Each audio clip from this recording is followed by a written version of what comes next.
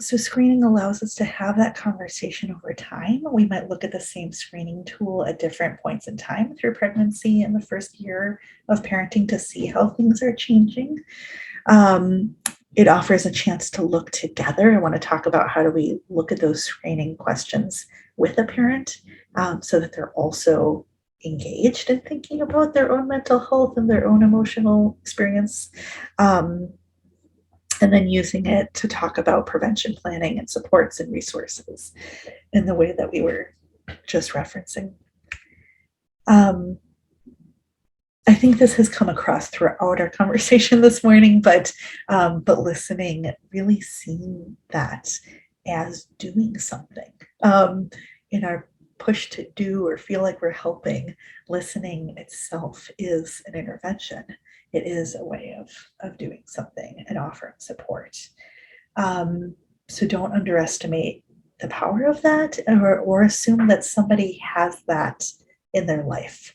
Um, Assume that they have somebody who listens in a non-judgmental, supportive way. That's not always the case, and sometimes that's a really important thing all on its own. I love this Maya Angelou quote: "People will forget what you said, people will forget what you did, but people will never forget how you made them feel." So it's really that presence or tone that we're bringing even to the use of the screening instrument as we're trying to talk about mental health. Um, and relationships being therapeutic. So again, you don't need to be a therapist, a licensed clinical therapist for your relationship to be therapeutic. And I know sometimes it can feel like, oh, I'm in this sort of muddy territory where it's not necessarily my role to be the mental health provider, but yet we're having a lot of discussion about mental health. And I'm sometimes the first and only person that somebody's telling about their mental health symptoms. And so where's the line? And I think that balance of knowing that your relationship is therapeutic, and often when they look at the key features of what makes a therapy or counseling relationship therapeutic, it is the relationship.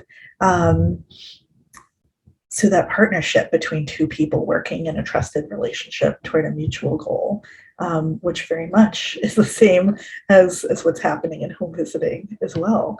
And the client's perception of the relationship that often facilitates change, feeling supported, feeling not judged, feeling valued. Hope, when they look at what are the key ingredients of therapy, the relationship, hope, optimism that things will improve, and attention, openly acknowledging a problem, even when it's a difficulty. So being so strength-based that we aren't able to hear or acknowledge what people are struggling with isn't entirely helpful either. That can be invalidating.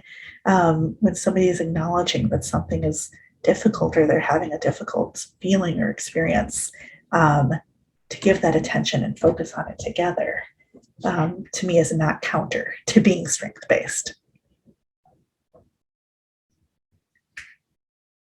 And the relationship itself, you are that consistent, predictable person often in their lives.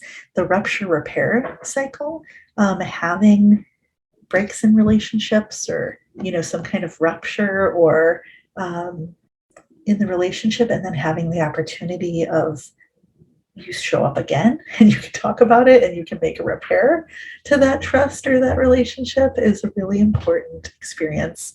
I think in talking about mental health in the way that we're discussing it today, it also helps somebody be more compassionate with themselves. Like when we can model that compassion and non-judgment and valuing of them, hopefully more and more somebody can offer that to themselves, and then also to their child, as their growing child starts to have a whole range of emotional experiences and behaviors that come from their emotions.